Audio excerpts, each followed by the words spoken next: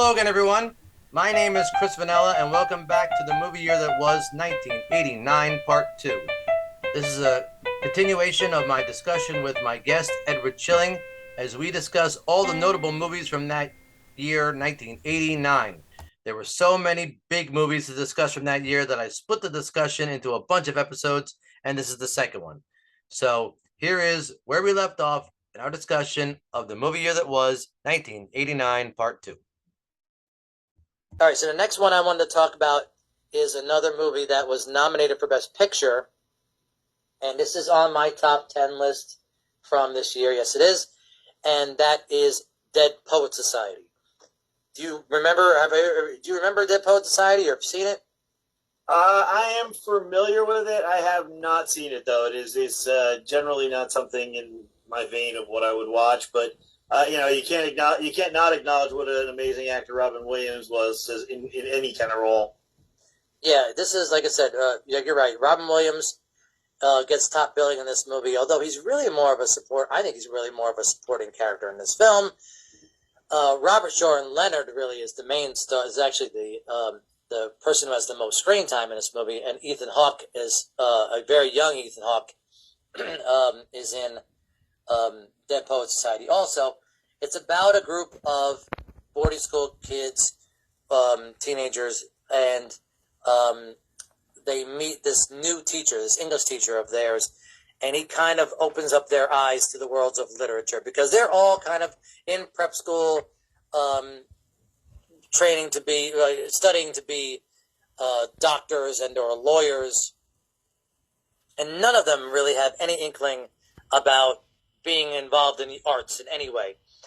But Robin Williams, as a teacher, opens up their eyes to all this poetry and all the great works of all these different writers, and really opens up their eyes to a whole different way of looking at things, and really changes their lives. Really does. He really has a huge impact on them as young men.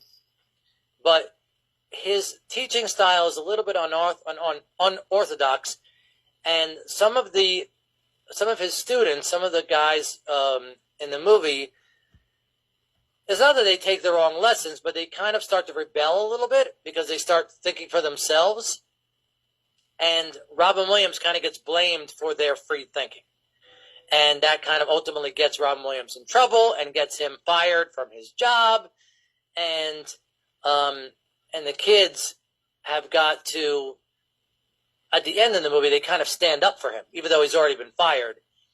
They stand up for him in the famous "Oh Captain, My Captain" scene in the movie, where they all kind of stand on their tables, on their desks in their classroom, as a way of defying the principal of the prep school for firing Robin Williams. It's a classic scene in the film. Captain, my captain. Sit down, Mr. Anderson. You hear me? Sit down. Sit down. This is your final warning, Anderson. How dare you? You hear me? Oh, Captain, my captain.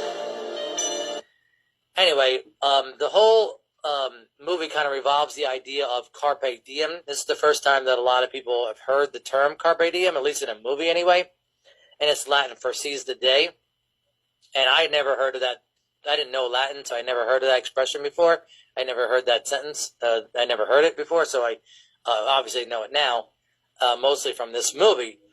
And he's explaining to his students how they have to seize the day, how they have to try to live life now, and not wait for their lives to happen. Gather ye rosebuds while ye may. The Latin term for that sentiment is carpe diem. Now, who knows what that means? Carpe diem. That's seize the day. Very good, Mr. Meeks. Meeks. Another unusual name. Seize the day. Gather ye rosebuds while ye may. Why does the writer use these lines? Yes, he's in a hurry. No. Ding! Thanks for playing anyway. Because we are food for worms, lads. Because believe it or not, each and every one of us in this room is one day going to stop breathing. And so that's a great scene from the movie. And the other one is when he's explaining poetry to his students. And this is a clip that has shown up on commercials. This scene from this movie is now in like an Apple commercial. I don't know if you've seen this. Apple lifted this right from Dead Poets Society, and this was after Robin Williams died, and it's very inspirational about how he's talking about the law and medicine, and these are noble pursuits, but passion and love are things that give us something to live for.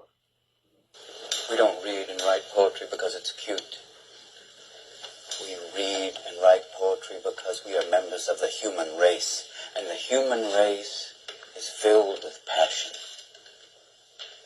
Medicine, law, business, engineering, these are noble pursuits and necessary to sustain life. But poetry, beauty, romance, love, these are what we stay alive for. That you are here, that life exists, and identity. That the powerful play goes on and you may contribute a verse. That the powerful play goes on and you may contribute a verse. And that's a great, wonderful bit of dialogue scene from him in this film that I'll definitely put in here. And it's really, I'm so glad they put it in that commercial because I'd forgotten that he'd even said that in this movie. And it's one of his best scenes from the movie. He gets nominated for best lead actor in this movie, even though, like I said, I don't think he's really the lead in this movie. But he's the main star of the film, and he's the standout from this movie. So he gets an Academy Award nomination for this. He doesn't win. He gets nominated a number of different times in his career, but he doesn't win anything until Good Will Hunting, and that actually wins for Best Supporting Actor for this. But you had never seen Dead Poets Society, so it's hard for me to talk about this with you until you've seen it. So now you have Say Anything, you gotta see Say Anything, and you gotta see Dead Poets Society. Those are two big ones from '89 that you got to make sure that you see. Got it. So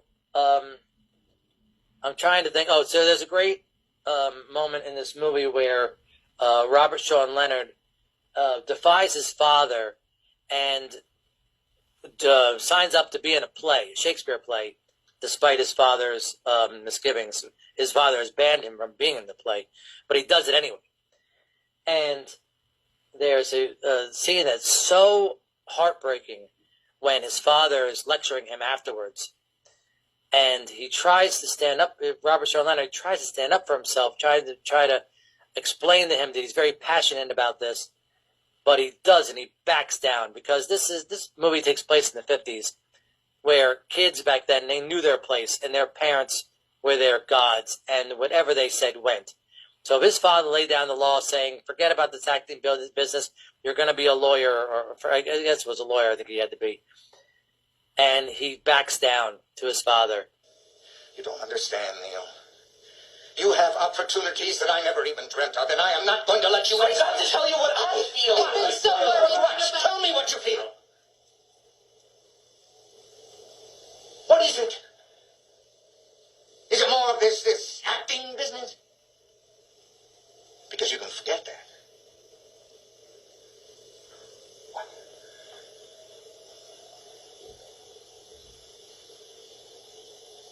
Nothing. And he's so crushed by backing down to his father that he commits suicide. And the scene after he commits suicide, we don't see him commit suicide, but the father discovers him. And the moment when his father discovers him is such a heartbreaking moment in the movie. So good. And that's really the catalyst for firing Robin Williams, because the school blames him and his teaching for this boy's death. So he's ultimately held responsible for this kid killing himself. And that's what ultimately gets him fired from this movie. This is a wonderful film. It's funny at parts because Robin Williams is very funny. Robert Sean Leonard and Ethan Hawke have a great moment together when Ethan Hawke gets a desk set from his parents for his birthday. He's away at boarding school on his birthday. And for his birthday, his parents, who apparently pay him very little mind, send him a desk set for his birthday. Unfortunately, it is exactly the same desk set that they sent him the year prior. So they gave him exactly the same gift 2 years in a row. A gift like the desk set that he doesn't need.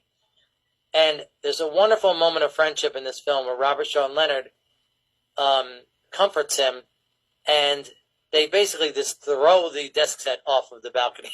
It's really funny. Todd, I think you're underestimating the value of this desk set. If I were ever going to buy a desk set twice, I would probably buy this one both times. In fact, the shape is... It's rather aerodynamic, isn't it? Todd? The world's first unmanned flying desk set.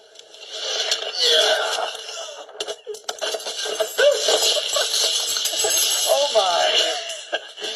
Well, I wouldn't worry. You'll get another one next year. Just the camaraderie in this movie is excellent, along with all of the teachings of Robin Williams. And Ethan Hawke is such a mousy figure in this film. Early on in Ethan Hawke's career, he played a couple of these mousy kind of characters. Very meek, very reserved, shy characters. He became more of a outspoken character later in his career. But as a young man, he had this very innocent look. You remember how Ethan Hawke looked when he was really young? Oh, yeah. And so he was playing this shy person.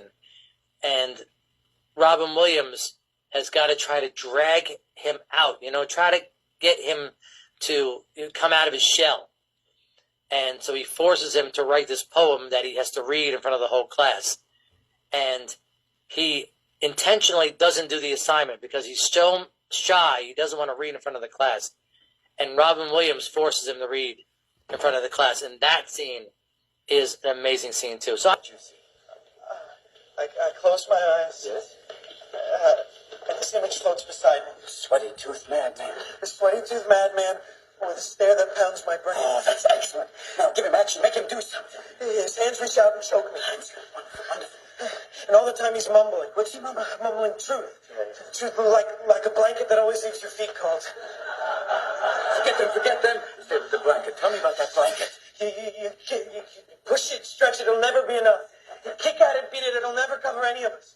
From the moment we enter crying to the moment we leave dying, it'll just cover your face as you wail and cry and scream. I think I've pointed out almost all the great scenes in this movie. Right? You still got to watch it, though. You don't get off the hook. You still got to watch Dead Poets Society.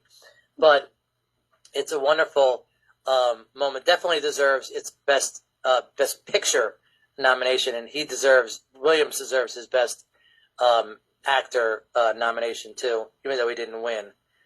So that's Dead Poets Society. And again, I would love to spend more time in this movie, but we got to move on to a movie that's on your top 10 list. And it's the next one chronologically, and that is Star Trek V. It's called The Final Frontier. I never realized that was the name of Star Trek V. Yeah, Star Trek V, The Final Frontier. Okay, that seems a little obvious, but all right, go ahead. You have the floor for Star Trek V. Well, the story itself, is basically the crew of the Enterprise end up having to go rescue these hostages from a planet that's been taken over by for lack of a better terms, a zealot religious organization that claims that God is at the center of the universe. Yes, Eventually, they end up hijacking the Enterprise and going to the center of the universe and find out that it's not really God. Yeah. So the plot does fall apart in the third act, and most people actually really hate this film. And while I can understand the hate for the film, I actually think there's a lot of really good performances in the movie. From Shatner having a great scene where he's confronting his, he's forced to confront the choices he's made in life, and he has a moment where great scene, Yeah, where he basically says, he's like, I don't need Cybok to teach me what I did right and wrong in life. He's like, I know. He's like, I want my pain. I don't want somebody's con man to take my pain away. I need my pain. I love that scene. I've made the wrong choices in my life. I turned left when I should have turned right. I know what my weaknesses are. I don't need Cybok to take me on a tour. If you'd just done then and all. And be brainwashed by this con man, I was wrong. This con man took away my pain. Damn it, Bones, you're a doctor. You know that pain and guilt can't be taken away with the wave of a magic wand. They're the things we carry with us, the things that make us who we are. If we lose them, we lose ourselves. I don't want my pain taken away. I need my pain. It's a great moment in a movie that probably doesn't fit as well. There's a lot of misplaced comedy in the film, but there is some solid acting in that movie and some solid performances. Lawrence Luckinbill as Cybok, Spock's half-brother, is amazing. Nimoy's reactions to him are amazing as well, finding this lost brother that he thought he would never see again and being in conflict against what his duties are to Starfleet versus what his duties are to his brother. So even though the film does fall apart in a lot of areas, I find that there's a lot to really enjoy in that movie. You don't have to qualify this. You don't have to qualify it at all. This is a solid film. Anybody who trashes this film doesn't know what the hell they're talking about. I like this movie a lot. I don't know. I maybe in my honorable mentions of movies that I like, but there's a lot of stuff going on in this movie that's very, like you said, is really enjoyable. This is an enjoyable film. From the beginning, when they're all sitting around the campfire, that's a great comedic scene between them. And DeForest Kelley says, "I think I liked him better before he died." I think that's a great moment. They go, "Do you know row your boat?" And then they start to sing "Row Your Boat," and he doesn't join in. It's like a round robin, and he doesn't join in on the "Row Your Boat." And he goes, "Why didn't you jump in?" And he goes, "I was just contemplating the lyrics." He goes, "You're not supposed to do that, you red-blooded Vulcan. You're supposed to it's a song. You're supposed to have a good time singing it." And he goes, "Oh, I'm sorry, Doctor. Were we having a good time?" Merrily, merrily, merrily, merrily, lightly down the stream. Merrily, merrily, merrily, merrily, Come on, Spock. Why didn't you jump in? I was trying to comprehend the meaning of the words. It's a song, you green-blooded Vulcan. You sing it. The words aren't important. What's important is that you have a good time singing it. Oh, I am sorry, Doctor. Were we having a good time?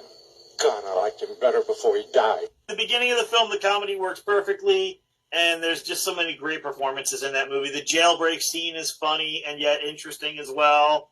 So there's a lot in that movie that I absolutely do love about it, even though a lot of people really good. It's really good. Nobody should trash this film. Listen, there are some bad Star Treks, and this is not one of them. I really like this one a lot. All right, so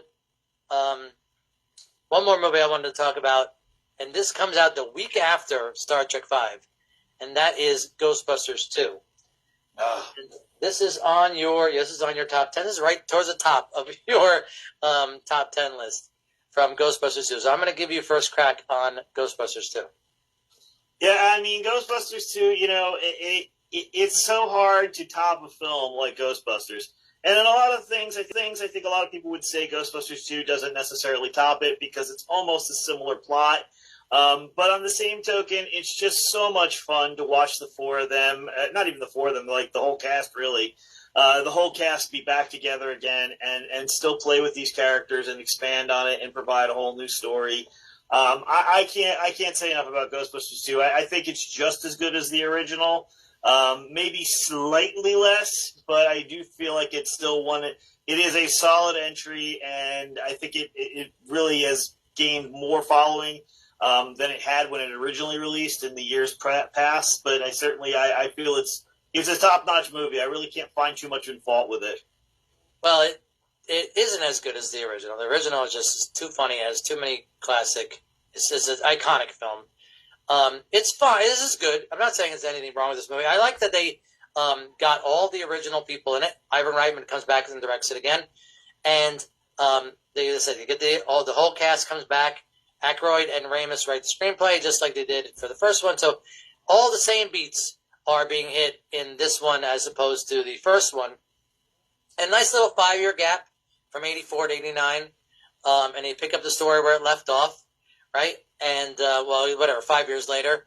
And so this is a true sequel, and that everything that happened in the first movie is referenced in the second one. And they've kind of been blamed for what happened in the first one, so they've kind of been, like, discredited. And the ghosts start coming back again, and so they've been called back into action, and, they start doing Ghostbusters again. And Annie Potts comes back, and you get Rick Moranis as their lawyer, and I think he may be just as funny, if not funnier, in this movie than... Rick Moranis is probably funnier in this movie than he was in the first one. Ladies and gentlemen of the audience, I don't think it's fair to call my clients frauds. Okay, so the blackout was a big problem for everybody, okay? I was stuck in an elevator for 2 hours and I had to make the whole time. But I don't blame them, because one time I turned into a dog and they helped me. Thank you. The main star of this movie, although they're all great, they're all got stars equally, is Bill Murray. Yeah. Because Bill Murray was going through a stretch, and I think I've talked about this in other podcasts, where every single line of dialogue of his was written as a punchline. Like, he gets the punchline in every line of dialogue that he has. You gotta do something! Help me! Don't talk to me. Talk to my attorney. Yes, me! My guys are still under a judicial estrangement order. That blue thing I got from her. They could be exposing themselves. And you don't want us exposing ourselves. And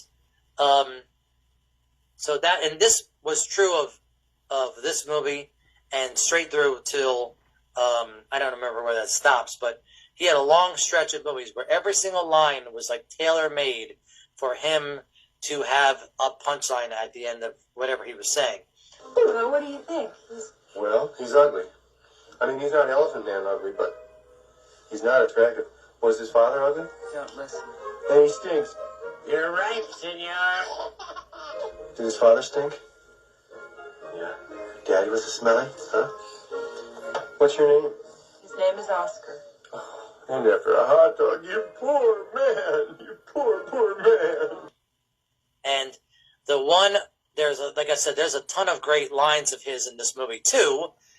When he says to Egon, he says, I bet those college girls like that big brain of yours, right? And then Egon says, I think they like my epididymis. Hi, Egon. How's school?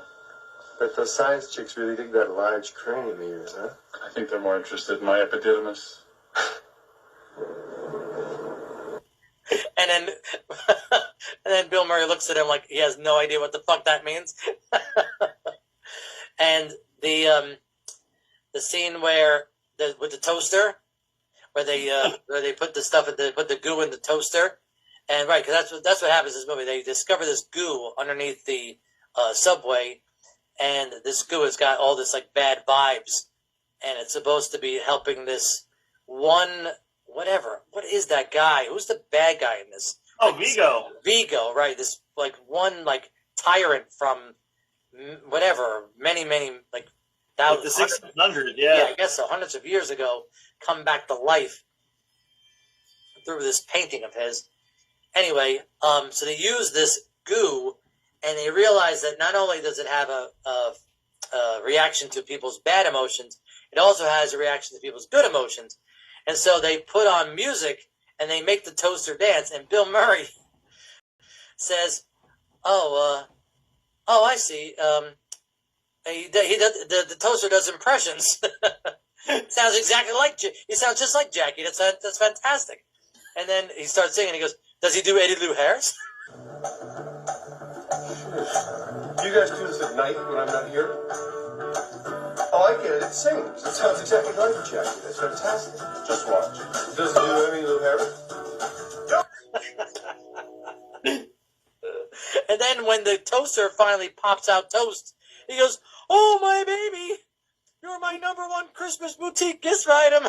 Oh, baby. Oh, you're my #1 Christmas boutique gift item. Right, and the first time somebody gets mad, the toaster could eat their hand. No. We put a warning label on it. We don't have any liability. Ah! Ow! Ow! How did you ever go for it? The old man-eating toaster. And then Winston says, "Yeah, I know." And then somebody's gonna get their hand chopped off when they try to make toast. And then he goes, "No, we'll put a warning label on it saying, whatever. We'll put a warning on everything." And he goes, "Ah!" And then they all think he's got his hand trapped in the toaster. And he goes, "The old man eating toaster trick gets you every time." So it's a great, really fun, really, really funny scene. And, no, he does. He's got a lot of great moments in that. I especially like a lot of the scenes with the guy that works at the museum as well.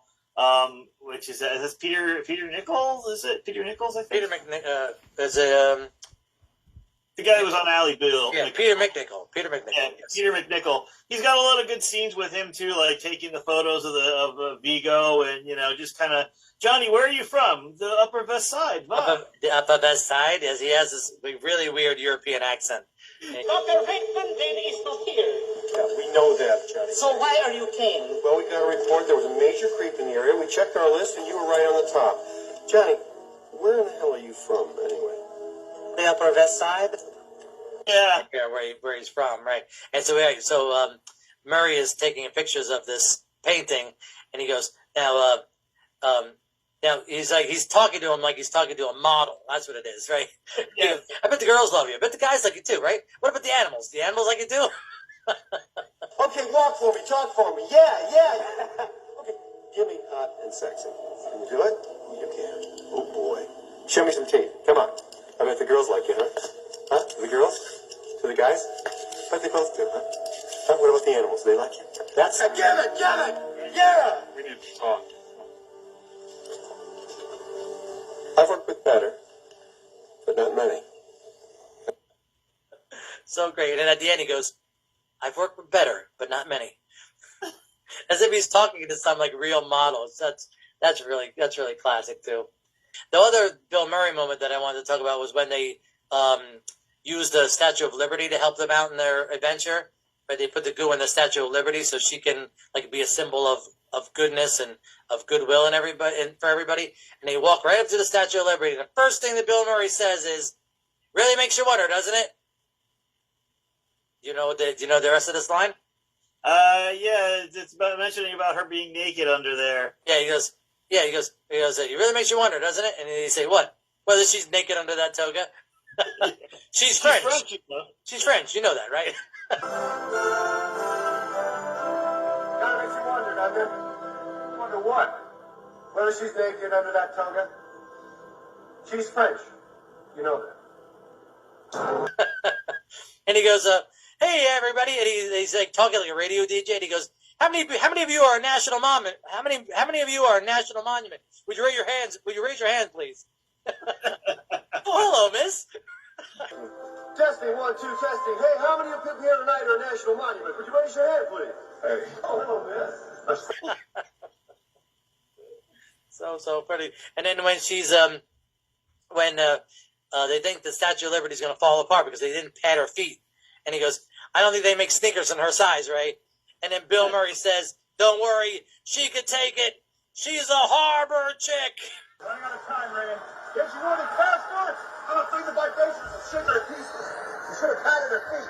I don't think they make niceness in her size, Ray. Oh, don't worry, she's tough. She's a harbor chick. Even his whole little interaction with Vigo, where he's like, "Only you, a Carpathian, would choose New York to come back instead of sunny California." Right. If I were you, I'd be living this sweet life in Southern California's beautiful San Fernando Valley. Only a Carpathian would come back to life now and choose New York. Tasty pick. Bonehead. If you had brain one in that huge melon on top of your neck, you would be living the sweet life out in Southern California's beautiful San Fernando Valley. Really, really great. All those, like I said, every line of his is just a punchline, and it's just wonderful. So one other thing that I wanted to say about Ghostbusters 2, because I didn't think we mentioned it enough when we talked about it, when we were talking about this just now, was Dan Aykroyd and Hal Ramis. I feel like I kind of glossed over them in this movie, and they're not as great as they were in the first Ghostbusters movie, but they're such a driving force in this film, especially since they both wrote this movie, and this doesn't work without them because they're all four of them are such four distinguished characters, and this whole comedy doesn't work without the four of them. I know I centered a lot on Bill Murray, but Dan Aykroyd especially, just his mile a minute talking, I don't think it ever gets better than it does in the Ghostbusters movies. Do you think so? Oh yeah, no, I mean it's there's a run for the money, I would say, in Dragnet, but for sure, without a doubt, it's talking as fast as it could be in this. And you go back and you look back at the scene where they're digging the hole in the street, and the three of them just have such a great chemistry in that moment. I mean, it's hysterical. Somebody's got to go down there. Yep, somebody definitely has to go down there, and they all wind up looking at Ray. So good, so good. He's underrated, and in this movie, like I say, he doesn't have as much to do as he did in the first one. But I wanted to note that, and it's such a shame. I saw the most recent Ghostbusters, and it's schlocky and it's not very good. But when they bring Harold Ramis back, just the hologram, even the hologram of him, it got a lot of sentimental, a real sentimental reaction to me and everybody who also saw it because we lost Harold Ramis a few years ago. It does, yeah. And honestly, I will say this too. I found a little interesting tidbit about it. The body double stand-in for that was Ivan Reitman, so it was kind of a double bittersweet moment as well. Really? Yeah. So they just altered his face, and he was just like body and just CGI'd in the face. Well, that's just a lot. That's poetic. Seriously. Yeah. All right. So the next movie on our list it's not the best movie, but it is the biggest movie of this year and of 1989, and that is Batman. You get first dibs on Batman. The thing about Batman is there's a couple of things for it that always stand out for me. Number one, I completely misdiagnosed, for everybody who craps on casting these days, I completely was like, Michael Keaton as Batman? I can't see that at all.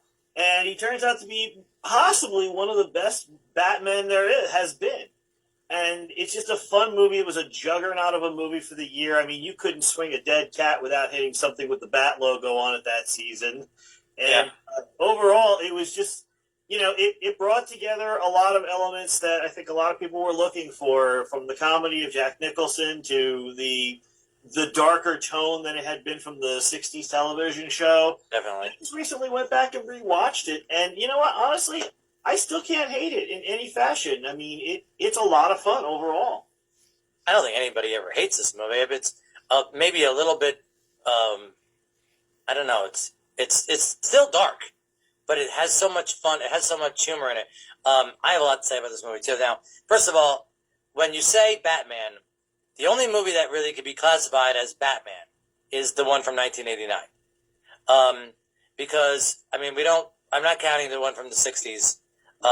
With Adam West and all the characters from the show. They made a movie about that, but they made a movie version of it. But I'm talking about of the Batman movies. The one that we could call just Batman is the one from 1989. Everything else is Batman Returns or Batman Forever or Batman and Robin or Batman Begins. It's all everything Batman something. But the only one that can be classified as just Batman is the one from 1989. So and especially for people from our generation, if you say, oh yeah, I love Batman, we don't think about Robert Pattinson. We don't think about anybody else playing Batman. We think of Tim Burton's Michael Keaton Batman. Yeah. Because that's, to us, to us at least, that's the original incarnation of the Batman movies. And you're right, in 1989, as I said, it was the biggest movie of this year. It was like a phenomenon. It was definitely the biggest movie of the year. People lined up around the block. They were going to see Gone with the Wind back in the 30s. It was such a huge phenomenon. It was a cultural event. Everybody saw it. It made so much money. And actually, although, ironically, now that time has gone by and box office is what it is, it actually isn't currently the number one box office hit from 1989. We'll get to that at the end when I talk about the top 10 grossing films of 1989. But for a long time, it blew, as of the end of the calendar year in 89, it had blown everything out of the water. because it was just such a big movie. It was bringing together, like you said, so many different elements between Nicholson. He was a huge star, and everybody wanted to know how Michael Keaton was going to be as Batman. And this was kind of a departure a little bit for Keaton, too, because he hadn't been in a lot of serious parts like this, even though, because it was a comic book movie, people thought it was going to be comic, and it is funny, but not because of Michael Keaton. It's funny because of Jack Nicholson. So the dramatic actor is funny in this movie, and the comedic actor is dramatic in this movie. So I think that's a very cool element to this, too. And Tim Burton was in such, we had talked about this in other podcasts when we had our discussion about Tim Burton, about he turned out to be the perfect choice for this film because the tone that he set, and he took on the Frank Miller version of the story, right? Yeah. And so he changed the tone from campy, from where the TV show was, to this really dark and serious, heavier, definitely darker version of Gotham City, and just the tone of the movie was a lot more serious. So, but we still got to have a lot of fun with the movie, mostly because of Jack Nicholson. Now, Jack Nicholson is, in my opinion, I don't know. We have to have a conversation of how you rate the Jokers, because there's Heath Ledger's Joker, which he won an Academy Award for. Joaquin Phoenix's Joker, which he won an Academy Award for. And you have Jack Nicholson's Joker, which wasn't even nominated for best actor or best supporting actor, which I think is a crime. We'll talk about that when we get to the Oscars. But of those are three great performances. They're all different. They're all incredibly different, distinct, and they're all amazing. I think they're all great, equally great but different. And what I like most about Nicholson's Batman is that it's funniest. It's the funniest of the three of them. Can somebody tell me what kind of a world we live in where a man dressed up as a bat gets all of my press? This town needs an enema. He certainly is definitely funnier than Ledger or Phoenix are as their turns in Joker.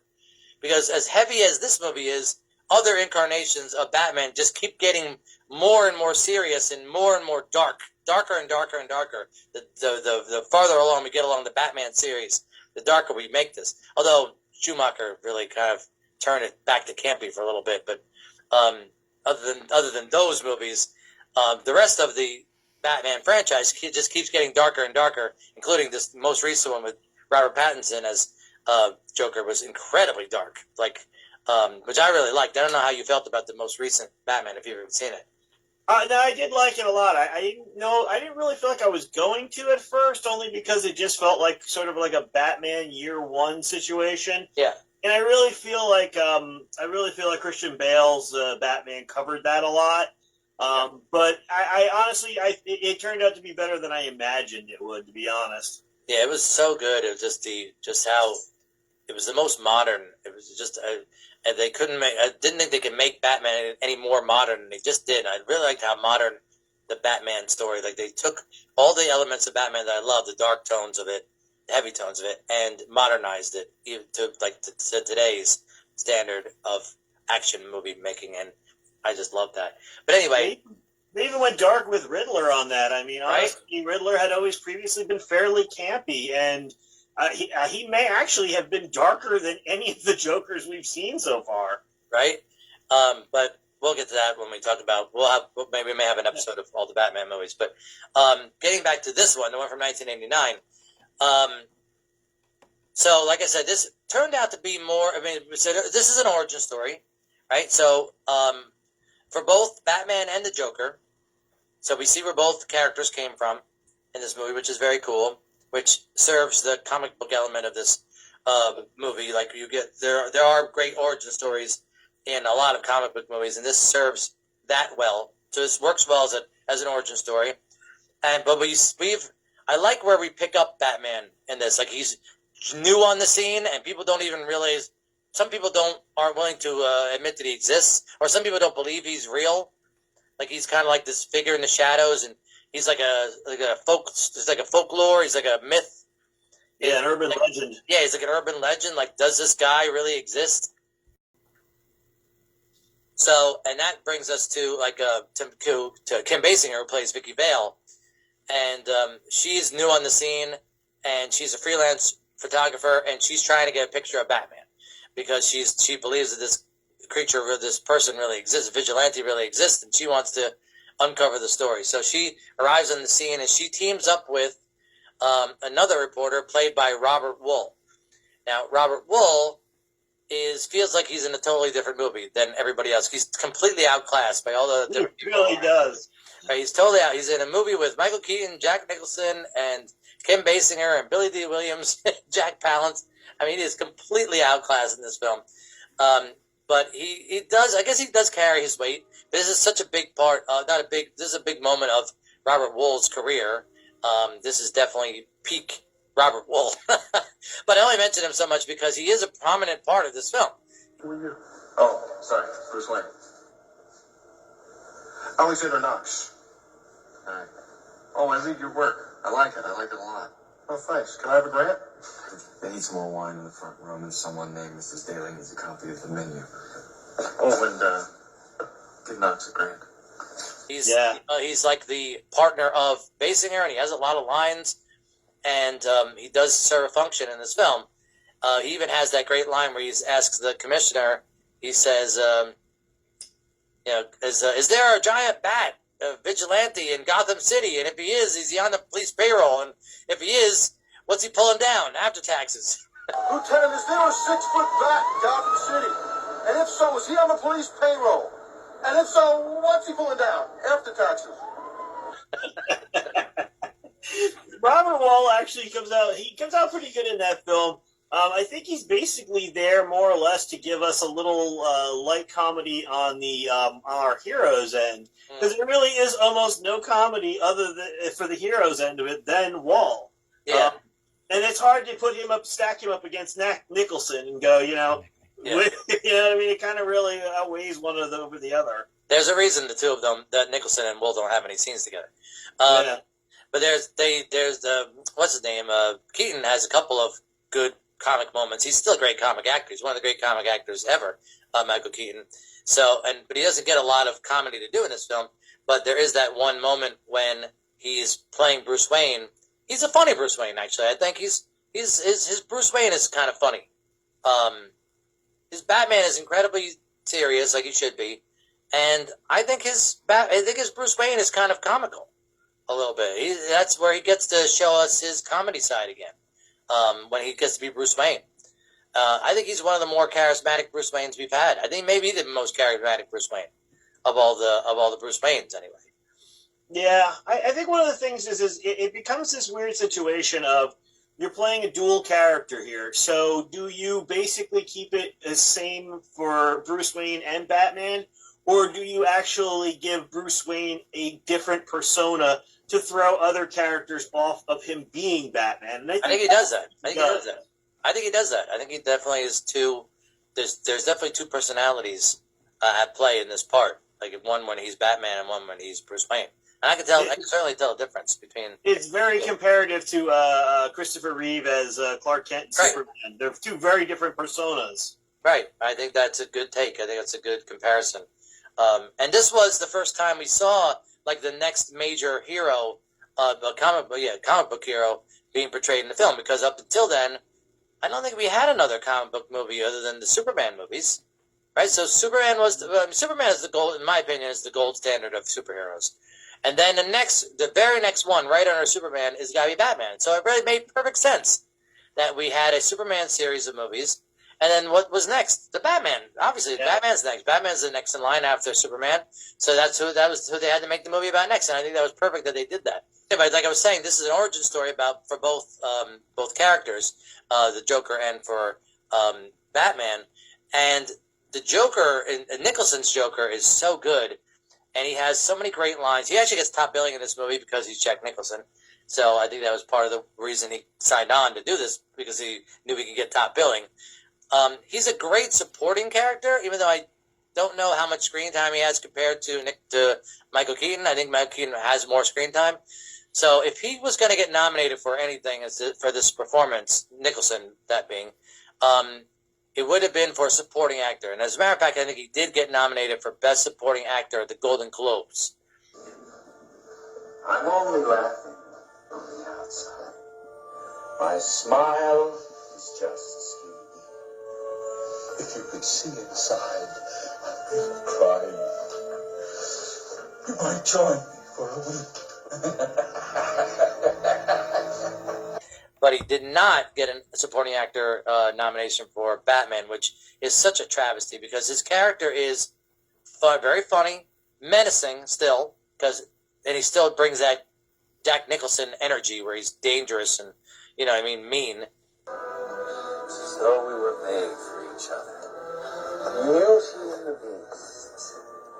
Of course, if anyone else calls you Beast, I'll rip their lungs out. He also gets to be over the top, which is wonderful when Nicholson gets to be over the top. It's so good. I've tried. There's a bunch of different lines of his that I love when he's talking about Vicky Vale. Oh, because that's the other thing. The Joker falls in love with Vicky Vale too. Michael Keaton's Bruce Wayne falls in love with Vicky Vale, but so does the Joker falls in love with Vicky Vale also, played by Kim Basinger. And there's a moment when he sees a picture of her, and he cuts out the picture of her, right? And he says, "Girl." And one of my favorite lines in the movie is that I've often requoted is when he says, "Girl like that running around will put wind in a man's strides." Hey, Susan, lovely beast like that running around could put steam in a man's strides. She's dating some guy named me. She's about to trade up. Hard to stay inside the lines. I love that line. And It's a good bit. there's a great line when after he kills Jack Palance, who was his boss, who kind of set him up to go down. He kills him, and then when he's talking to all the other people of the crime families, he's talking about his crime boss, and he said he was a terrible person and really, really a vicious bastard, but he had a lovely singing voice. He was a thief and a terrorist. On the other hand, he had a tremendous singing voice. And in reference to Jack Palance. So many. I always get a kick out of the scene with Bob the Goon, who is character actor Tracy Walter, who's been in everything, and he's fun as hell. Yeah. But I always love the scene where he's he literally, for no reason at all, pulls that super long gun out and just kills him. Right, he goes, "Bob, gun," and he gives him a gun, and within a second he shoots Bob. Because that follows one of my other favorite lines in the movie, where he goes, "He stole my balloons." He stole my balloons. Why didn't somebody tell me I had one of those things? He stole my balloons! Why didn't somebody tell me that he had one of those things? Done.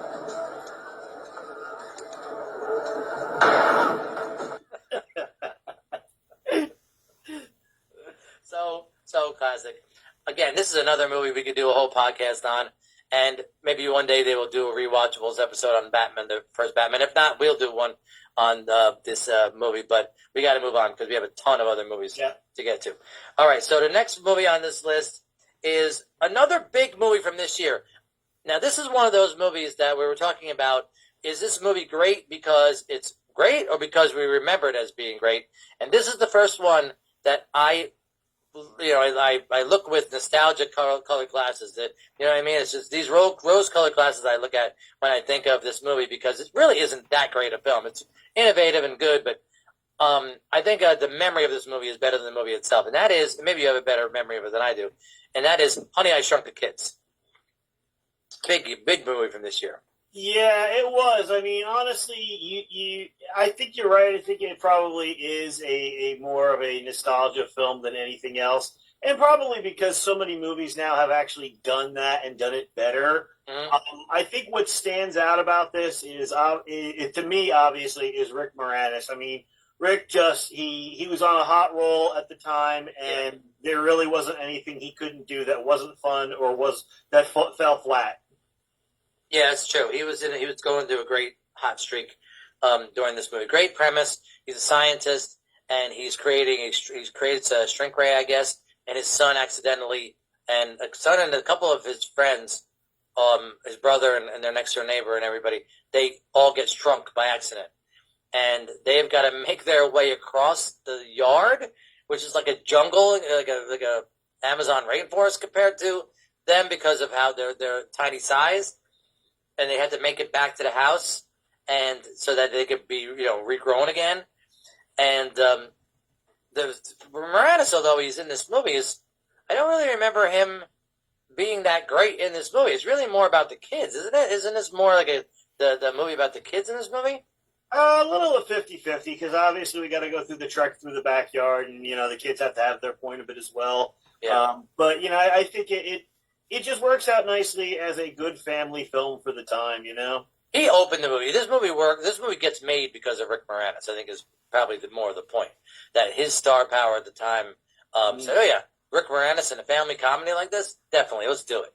And the concept is odd, but it's interesting because they had never done anything like this before, and the special effects are actually pretty cool for the time. I think maybe they're a little dated. I have to go back and watch it to see how the special effects of this movie hold up. But I think at the time, I liked how they made everything look when the kids got shrunk, and so I thought that was kind of cute. This is a cute movie. I guess that's the cute movie. It's a little bit clever, not very clever, but a little bit clever and different, but definitely cute and very family friendly, and it was a great family fun movie. I was looking at it as being like a good 5 to 8 year old kind of film. Yeah. Nothing in it that seems too stupid, nothing in it that seems too clever, and nothing in it that's going to really draw any criticism. But too big of a movie from this year not to note it as one of the most notable films from this year. I think it made the top 10. I'm trying to look. Yeah, it's on the top 10 grossing films of 1989. And that's saying something with all the blockbusters that came out this year. All right, so the next movie is a movie that probably could have and maybe should have been nominated for Best Picture. And we'll talk about that when we get to the Oscars. But this is Spike Lee's Do the Right Thing. And Spike Lee Spike Lee had done a couple of movies prior to this movie, and all the other ones were kind of adolescent. He was a burgeoning filmmaker, and this really set his mark as one of the great filmmakers of his generation. Was from this movie. This is about this is one of the last times that Spike Lee stars in his own movie that he directs, and he plays a pizza delivery guy working at a pizzeria, and they're run by a bunch of Italians, and a lot of the patrons are black, and so there's a lot of tension between the people who run the pizzeria and the black people of the neighborhood, and it escalates into not a race war, but there's a conflict, there's a showdown, and there's some violence that goes on at the end of the movie because of the tension between the races in this movie. So it's Spike Lee's commentary on race relations in Brooklyn in even as late as the 1980s. There's a heat wave going on during this film. Does this movie take place all in one day? Do you remember this movie? I've seen it once. I enjoyed it, but I really don't remember a ton of stuff from it beyond, I think I recall Giancarlo Esposito having a very early role in it. But I do remember I did enjoy it, but I don't remember whether it was over the course of the day. It feels like it's an all-in-one-day movie, I think. I'm pretty sure it's an all-in-one-day movie. But that's really not the point. Great performances by Danny Aiello and John Turturro and Ossie Davis and Spike Lee, obviously, all give good turns in this movie. There's a really good scene with Turturro, and I think I want to say this is the first time we see John Turturro in anything significant. I don't remember ever seeing him in anything. This was before Barton Fink. Barton Fink was later. So we didn't know him from Barton Fink yet, John Turturro, which is his next big movie that he's in after this one. So this really put him on the scene. And there's a really good scene with him and Spike Lee, and I'll put that in here right now, where he's talking about his favorite actors. Like, who's your favorite actor? Eddie Murphy? Who's your favorite, who's your favorite basketball player? Michael Jordan. And, all this, who's your favorite singer? Michael Jackson. And he's saying, see, all your favorite people, they're all black. And What? Tina, who's your favorite basketball player? Magic Johnson. Who's your favorite movie star? Eddie Murphy. Who's your favorite rock star? Prince. You're Prince Boss, Bruce. Prince. Bruce.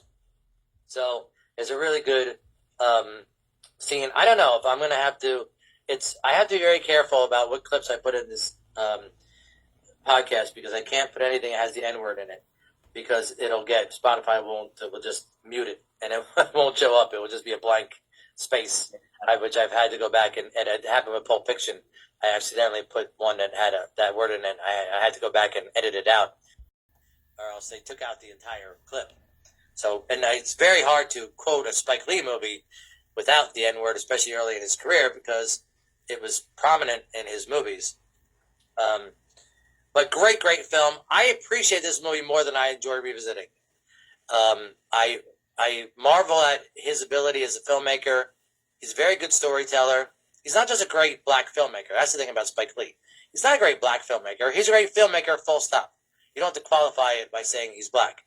He does tackle issues of race in a lot of his movies, but he's a great filmmaker because of how skilled he is as a storyteller and as a technician behind the camera and how he shoots his films.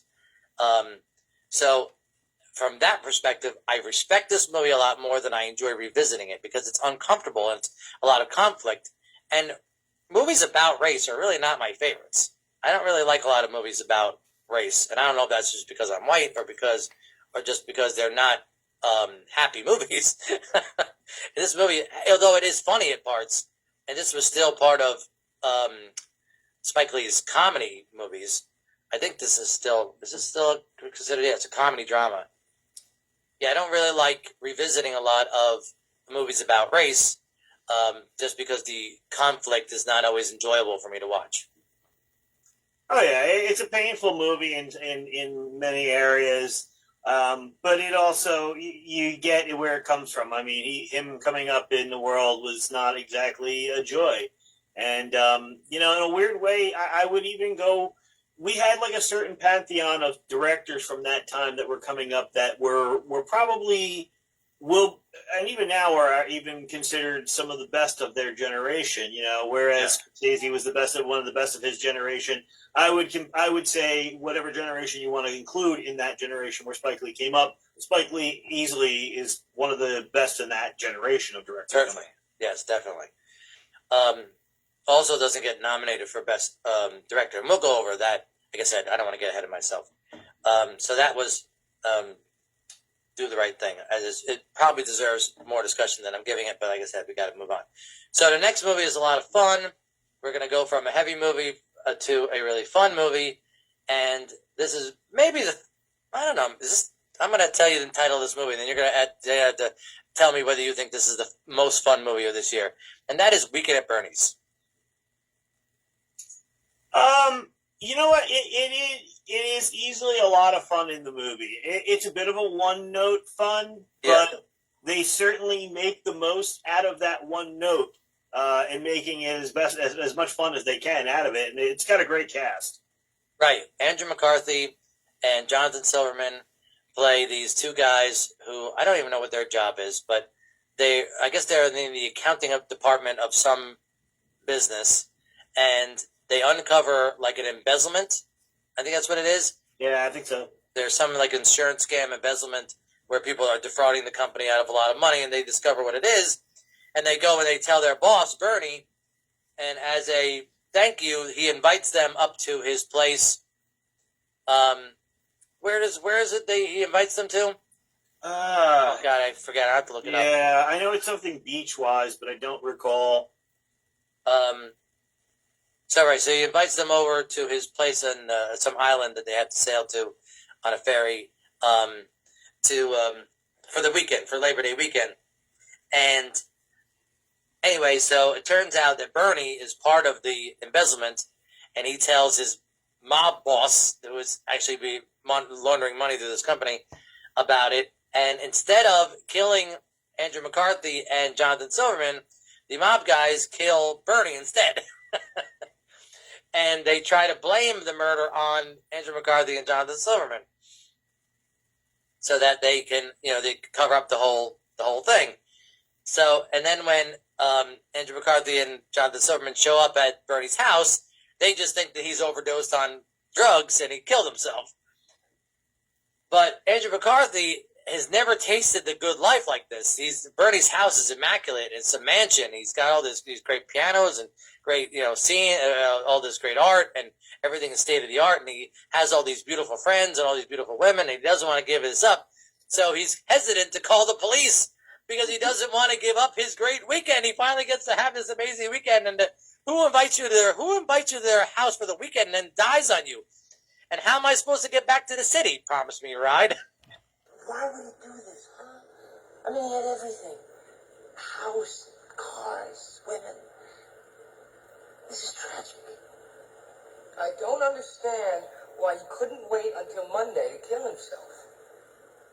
Look, we have to call the police, huh? And how am I going to get back to the city? You promised me a ride.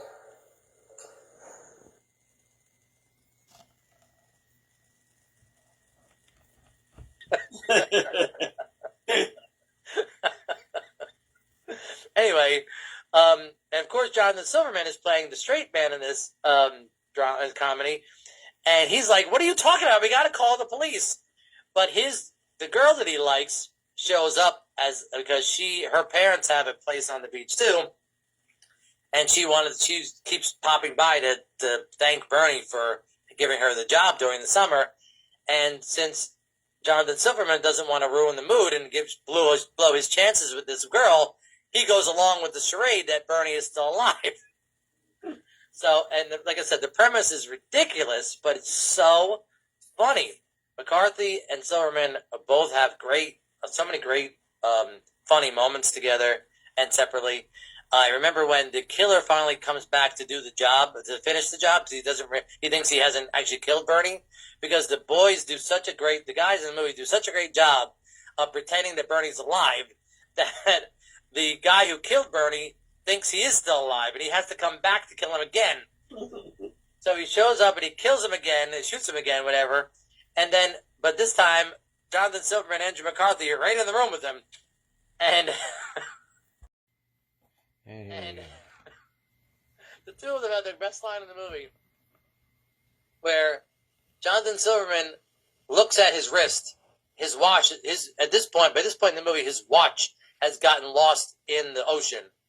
But he looks at his wrist and he goes, "I didn't see anything. I was looking at my watch." Right, to a wrist that has no watch on it. And then Andrew McCarthy pretends that he closes his eyes and he feels around and he goes, "I'm blind." I didn't see anything. I was looking at my watch. I'm blind. Oh man, just the delivery on both of their perform all the great timing, the great comic timing by the two of them is fucking priceless. And there's probably a couple of moments. Does this look like 10 or does this look like 10:30? Morning, Richard. Good morning. You're a half hour late. Only a half hour? Usually 45 minutes late. I'm early today.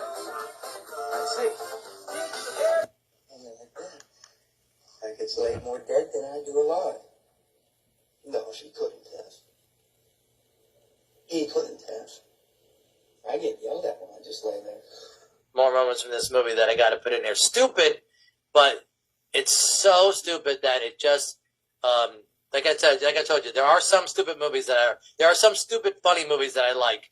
This has got to be right up there. One of my favorite stupid comedies of all time. I gotta give Terry Kaiser props as well. I mean, for an actor who basically just had to sit there and play dead, his physical comedy is actually pretty goddamn funny. Excellent, right? I just thought he was a mannequin for most of them. I was so surprised when I found out that was really a guy. All right, so let's move on. Let's go to the next one. This is on your... I want to say it's on your list, but it's not. No, it's not on your list, but has to be noted because it's one of the best movies of this year, and it made the top 10 highest grossing films of 1989, and that was Lethal Weapon 2. How well do you remember Lethal Weapon 2, the sequel to Lethal Weapon? Oh, very well. I do enjoy the films for what they are. I mean, they're a good roller coaster ride of action and comedy as well. I think it actually may be a bit of an improvement action wise, maybe production wise. I think so. I think the whole movie is better than the first one. Yeah, I think you got a little bit. We went a little bit deeper into the characters and who they were, and maybe they were even a little bit more comfortable with it, and maybe that's what helped. But I actually do like it. It's a lot of fun, and I still joke around and use the line when he says, "Did we get the bad guys?" And he says, "Yes, they've been decaffeinated." I still use that joke often. Where are they? They're all gone. Bad guys, you get them? They've been decaffeinated. Oh,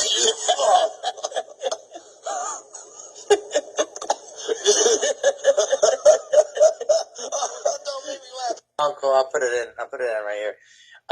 The addition of Joe Pesci to the group really, I think, is what puts this movie ahead of the original.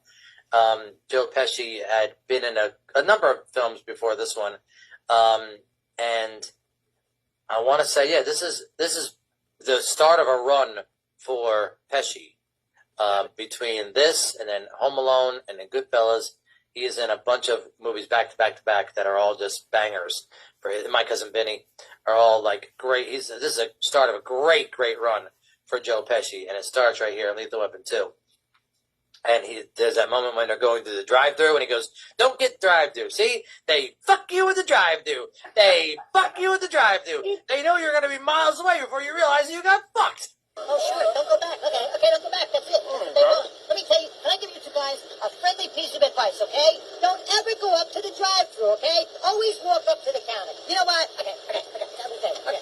They fuck you at the drive-thru, okay? They fuck you at the drive-thru. They know you're going to be miles away before you find out you got fucked, okay? They know you're not going to turn around and go back. So they don't care. Who gets fucked? Oh, Leo gets. Okay, sure. I don't give a fuck. I'm not eating this tuna, okay? Shut up!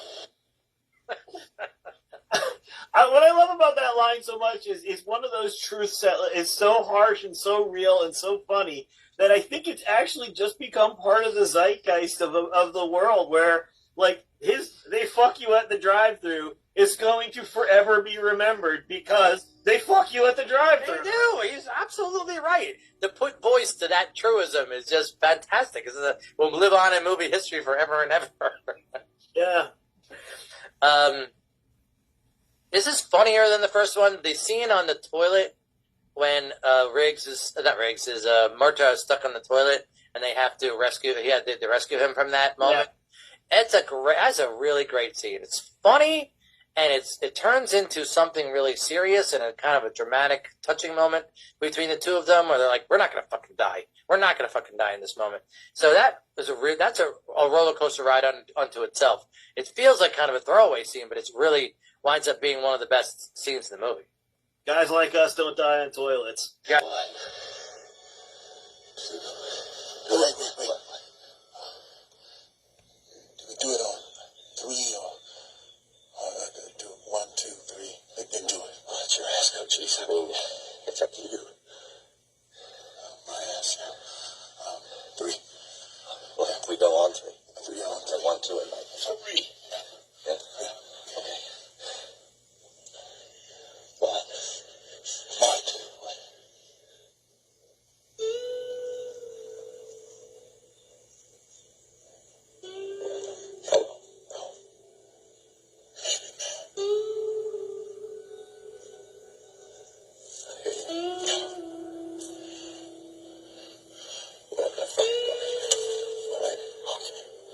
Okay. What?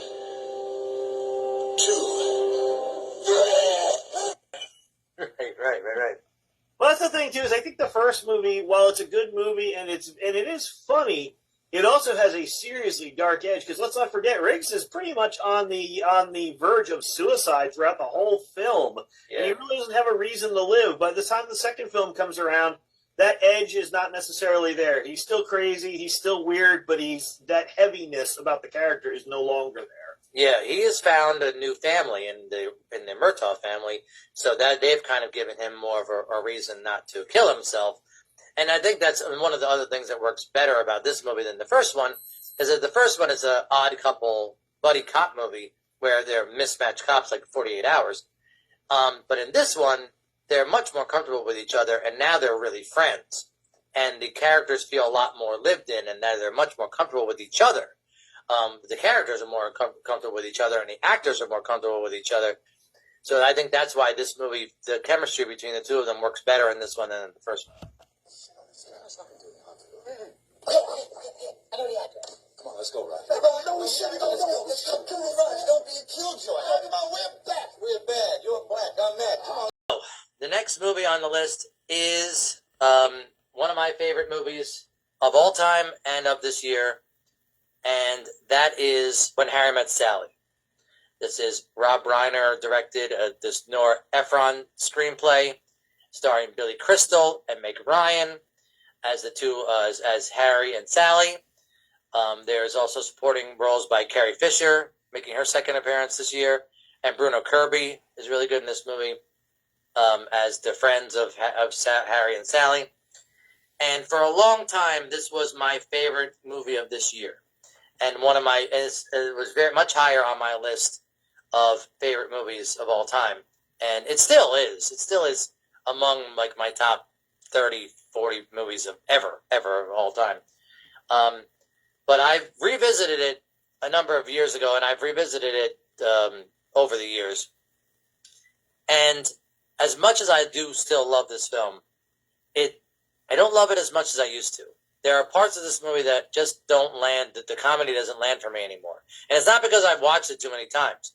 It's just that all of the scenes between like the old people who are telling those romantic stories in the middle of this movie, you know how they kind of like, they have these little interviews with these old couples who tell how they got together? None of those stories are good. None of those stories are romantic to me. None of them. They're all stupid. I don't understand why any of them are in the movie. There's one funny one where this guy met his wife at a funeral while he was with somebody else. And that's a funny, maybe I'll put that clip of those two, that couple talking in here. We were married 40 years ago. We were married 3 years, we got a divorce. Then I married Marjorie. But first you lived with Barbara. Right, Barbara. But I didn't marry Barbara, I married Marjorie. Then you got a divorce. Right, then I married Katie.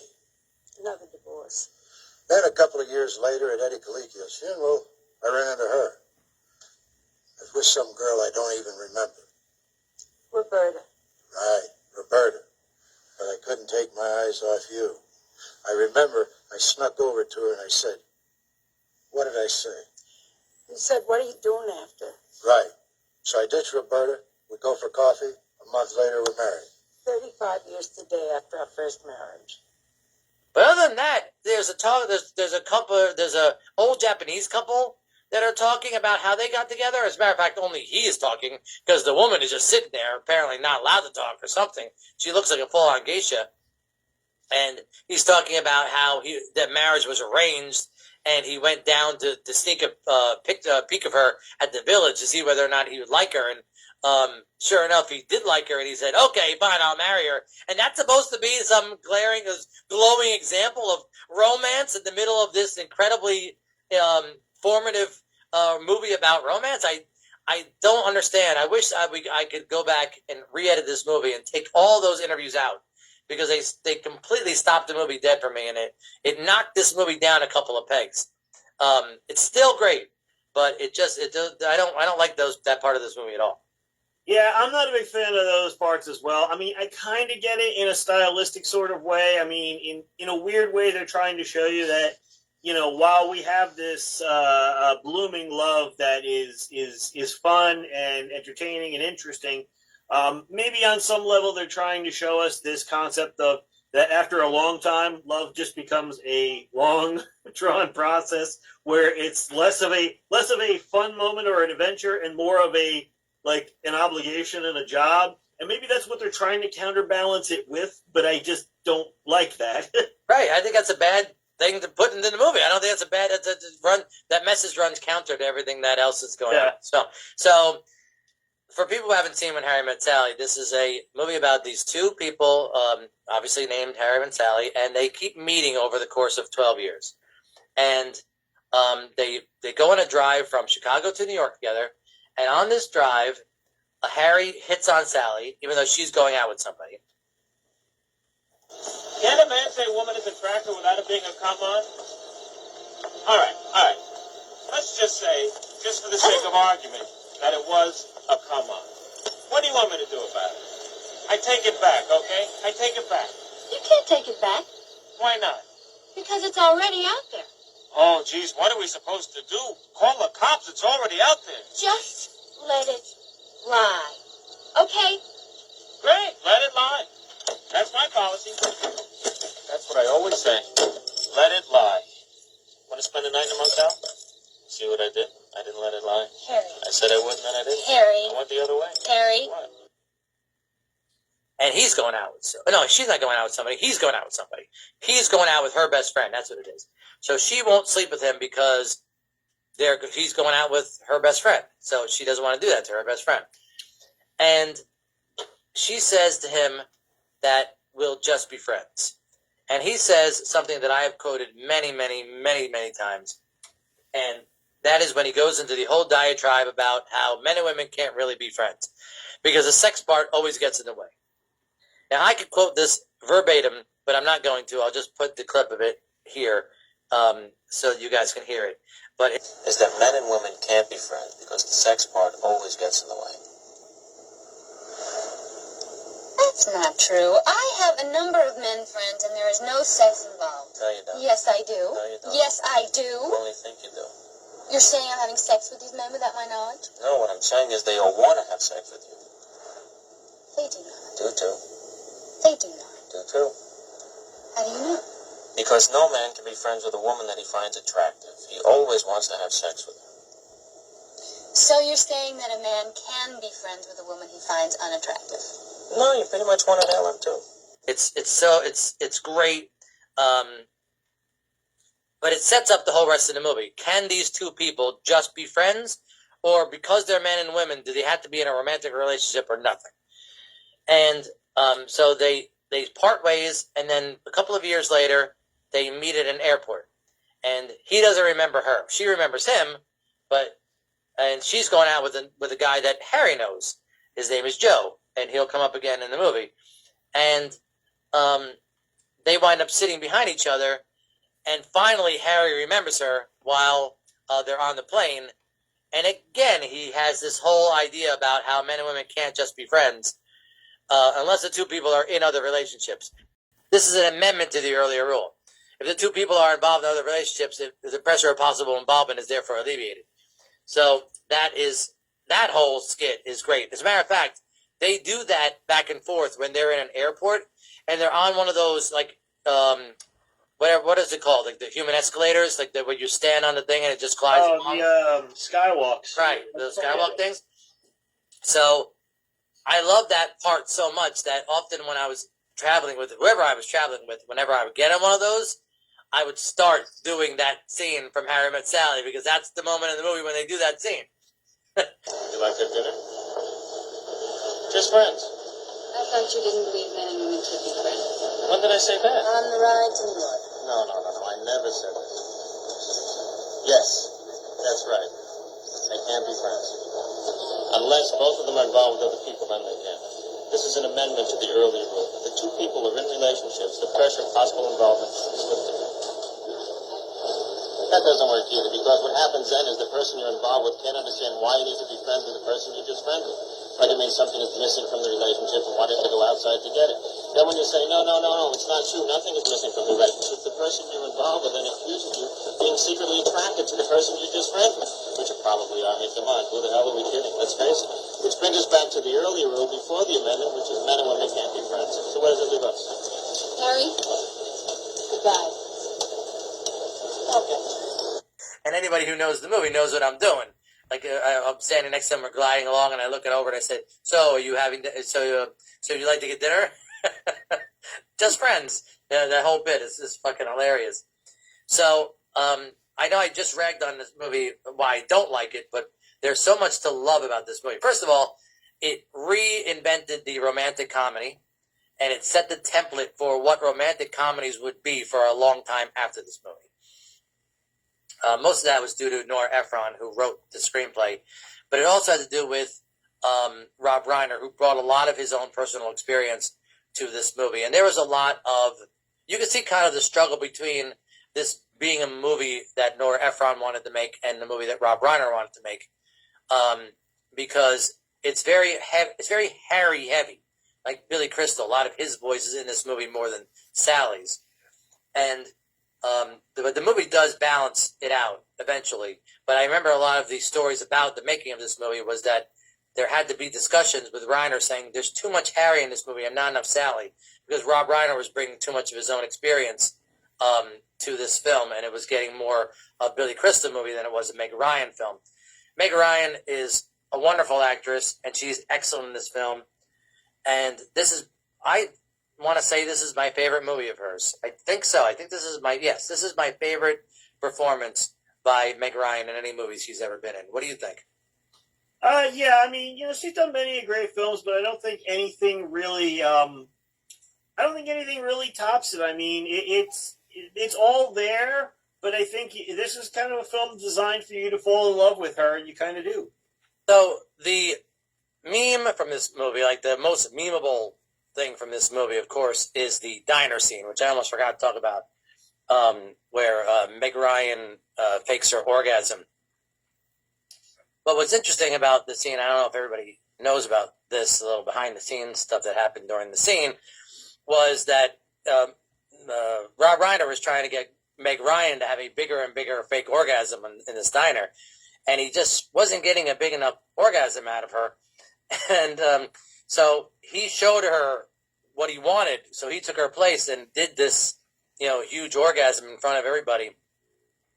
And the joke of the scene is, at the end, the woman sitting across from them says to the waiter, "I'll have what she's having." But what's funny about that is that's Rob Reiner's mom in real life. So Rob Reiner, he has this, he shows Meg Ryan what he wants her to do for the scene, has this huge, huge orgasm. And then afterwards, he's talking to Billy Crystal afterwards, and Billy Crystal's like, "What's wrong? That was great. It was incredible." And then Rob Reiner says, "Yeah, I know, but I just had this huge fake orgasm in front of my mother." Yes! Yes! Yes! Yes! Oh! Oh! Oh! Oh, God. Oh.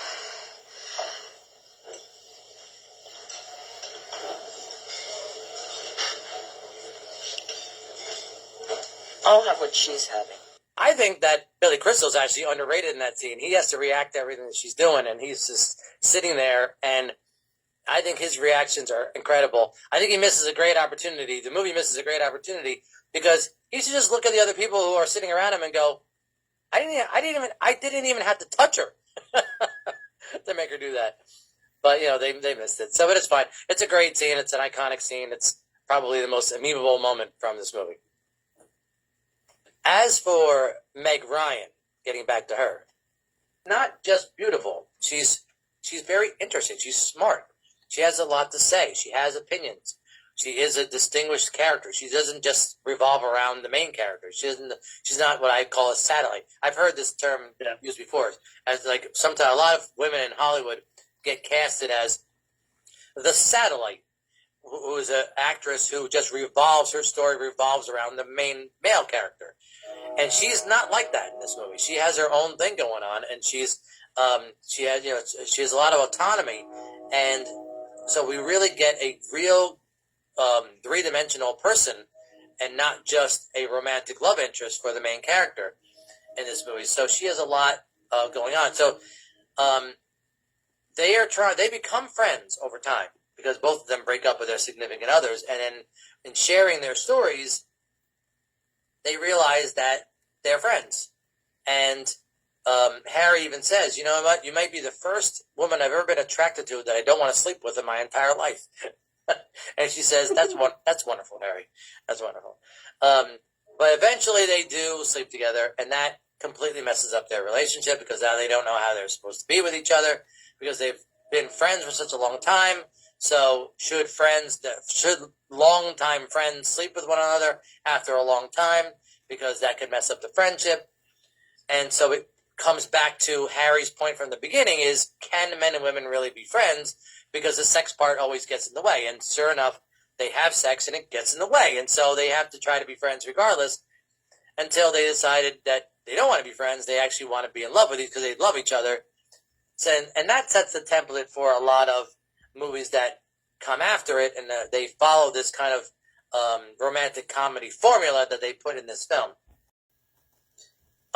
Billy Crystal, this is my favorite Billy Crystal movie too. No, not just my favorite Meg Ryan movie, this is also my favorite Billy Crystal movie. He has a ton of quotable lines in this movie. The line where he's at the football game telling Bruno Kirby about how his wife left him. I don't know if you remember this scene. Yes. Where he's the Mr. Zero scene where he says, my wife came to me and says she doesn't feel like being married anymore, like his institution, like his institution. That whole bit, and she says, when did you know you were going to leave me? And she goes, I knew for a week. And he goes, you knew for a week and you didn't tell me? And you know what she said? I didn't want to ruin your birthday. Now I start to get suspicious. I say, Helen, when did you call these movers? And she doesn't say anything. So I asked the movers, when did this woman book you for this gig? And they're just standing there, 3 huge guys, one of them wearing a t-shirt that says, don't fuck with Mr. Zero. So I said, Helen, when did you make this arrangement? She says, a week ago. I said, you've known for a week and you didn't tell me? And she says, I didn't want to ruin your birthday. Are you telling me that Mr. Zero knew you were getting a divorce a week before you did? Mr. Zero knew, that's right. Marriages don't break up on account of infidelity. It's just a symptom that something else is wrong. Really? Well, that symptom is fucking my wife. So good. The classic, the most classic scene, the most quotable part of this movie is the end when Harry comes to see Sally at New Year's Eve. Hard to know whether this movie can be classified as a New Year's Eve movie or a holiday movie because it moves through all the seasons, so it doesn't really settle on any of the holidays. But it culminates at New Year's Eve, and he shows up at a New Year's Eve party and tells her that he loves her because of all the things that are wrong about her. I love that you get cold when it's 78 degrees out. I love that you get a little crinkle in your nose when you look at me and I think I'm nuts. I love that I guess after spending a day with you, I can still smell your perfume on my clothes, and that is just, it's one of the best I love you speeches I think ever. It's one of my favorite I love you speeches ever. I love that you get cold when it's 71 degrees out. I love that it takes you an hour and a half to order a sandwich. I love that you get a little crinkle above your nose when you're looking at me like I'm nuts. I love that after I spend the day with you, I can still smell your perfume on my clothes. And I love that you are the last person I want to talk to before I go to sleep at night. And it's not because I'm lonely, and it's not because it's New Year's Eve. I came here tonight because when you realize you want to spend the rest of your life with somebody, you want the rest of your life to start as soon as possible. Yeah, it definitely taps into something that really kind of puts the performance over the top on an overall basis. Comic performances. I mentioned this in the 2005 cast and 2005 episode. Comedic performances are not really given the same respect as dramatic performances. But these were 2 comic performances that really were Oscar worthy. They were like awards caliber performances by both people in this film. Yeah. I think that Billy Crystal, he's a great comic actor, but never really had a serious performance. This is as close as he gets to like capital A acting, like real acting in this film. And there's 100 great quotable lines from this movie that I'll put in here. I hope Pepper. Waiter, there is too much pepper on my paprikash. Waiter, There is too much pepper on my paprikash. But I would be proud to partake of your pecan pie. Oh, no. But I would be proud to partake To partake of your pecan pie. of your pecan pie. Pecan pie. We're making love and the Olympic judges are watching. I've nailed the compulsory, so this is it, the finals. I got a 9.8 from the Canadian, perfect 10 from the American, and my mother, disguised as an East German judge, gave me a 5.6. Must have been a disc mill. Well, basically, it's the same one I've been having since I was 12. What happened? Yeah, it's too embarrassing. Don't tell me. Okay, there's this guy. What's he look like? I don't know, he's just kind of faceless. Faceless guy. Okay, then what? He rips off my clothes. Then what happens? That's it. That's it? A faceless guy rips off your clothes, and that's the sex fantasy you've been having since you were 12. Exactly the same. Well, sometimes I varied it a little. Which part? What I'm wearing. I'm not forgetting to mention anything. Carrie Fisher is great. This is one of the first. I think I knew she was in The Burbs. We talked about her in The Burbs earlier this year. But I think this is like her first reemergence on the scene since Princess Leia from the Star Wars movies. I don't remember her being anything else significant before 1989, between Star Wars and Return of the Jedi in 83 and The Burbs and When Harry Met Sally in 1989. So really nice comeback for her. I think the only thing she had was, what was that movie? Under the Rainbow, which was not a good film to begin with. It was sort of like supposedly about the midgets of The Wizard of Oz, but it was a terrible movie. Oh, right, yeah. That's not a significant film of hers. Yeah, no. So, but definitely a good year for Carrie Fisher, and she'll be a nominee for Actress of the Year later on in this episode. My favorite line from Carrie Fisher in this movie is when she's talking to Sally over brunch or whatever, and she's saying how you got to rush out and marry some guy. And Sally's like, "What are you saying? That if I should marry some man just in case he's about to die?" And then her other friend says, "Oh, at least you could say you were married." And then Carrie Fisher says, "No, what I'm saying is that the right man might be out there for you right now, and if you don't rush out and grab him, then somebody else will, and then you'll have to live the rest of your life knowing that somebody else is married to your husband." What are you saying? I should get married to someone right away in case he's about to die? At least you could say you were married. I'm saying that the right man for you might be out there right now, and if you don't grab him, someone else will, and you'll have to spend the rest of your life knowing that someone else is married to your husband. So, the next movie on the list is not one that I would have put on mine on the section, but it is one of your top 10 movies of this year. Another sequel, and this is Friday the 13th. I want to get the part right. Is this part 7 or part 8? This would be part 8. I mean, at this point, it doesn't really matter. They just add a name on after it. Right. This is all Roman numerals. I just got to get my Roman numerals right. I didn't remember an extra I on this or not. So part 8. But God forbid I call it part 7. Seriously, like anybody's going to know the difference. So what happens in part 8 that makes this such a good movie? You know, while it doesn't happen enough in the movie, but it is a fun concept that they took Jason out of the woods and they brought him to where? Manhattan. Oh, man. I think the trip going there is very standard in terms of regular Friday the 13th movies. Yeah. And you enjoy that for what it is. It's certainly a decent film, but the highlight of this film is getting to watch Jason roam the streets of New York City. Oh, is this Jason? What is it called? Jason in Manhattan? Is it? What is the subtitle? Manhattan. Is it Takes Manhattan? Takes, yep. Jason Takes Manhattan. Yep. Muppets take Manhattan, and now Jason takes Manhattan. Decidedly less friendly than the Muppets, yes. Right. Muppets take Jason to Manhattan. Now there's a sequel. I have nothing to add to this movie because I never saw it. I heard about it, and so I this is all you. This is all your thing. And with the Friday the 13th said, where they churned them out every year, but it feels like every couple of years. Yeah, it felt like every few years, every year or two, they came out with a different one, and they all made money, so they just kept making them. Yeah. The thing is they had stretched the franchise pretty far at this point, so they were looking for other avenues. And the avenue for this one was to take them out of the woods. They do this via what's supposed to be a cruise ship for a graduating class going to Right. I do remember that in the previews, yeah. Yeah, but as in cruise ship, it is the worst cruise ship ever. It looks literally like a freighter with a few sets thrown on it nicely. And they kind of also, I think Paramount Pictures at the time also knew that they were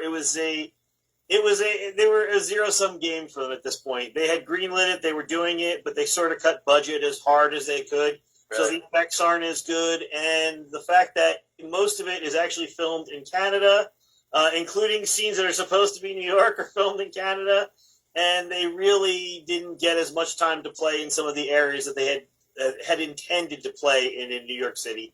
But the areas that they do end up playing, like Times Square, the Statue of Liberty, going past the Statue of Liberty, and even the streets that are supposed to be New York, are fun scenes to see Jason going up against young thugs or muggers or drug addicts.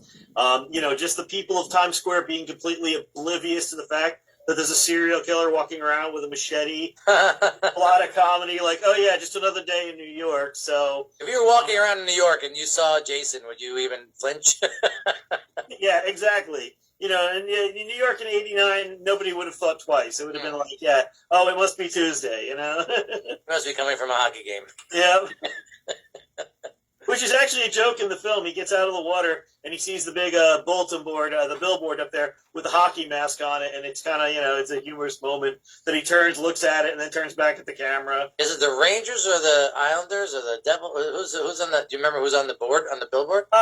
It's supposed to look like the Rangers logo and the Rangers masks and all, but it's obviously because they didn't want to pay the Rangers for advertising rights. It's not the Rangers. It's not the Rangers.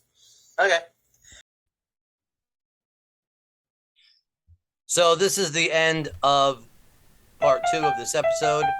I've decided to, instead of just making it 2 long episodes, to split them up into as many episodes as I need to, hoping that if people see these are shorter episodes, that people will be more likely to tune into them. We'll see if that makes any difference. If it doesn't, I'll go back to them being really super long episodes, but we'll see. We'll just see what happens. Anyway, this was the end of part 2.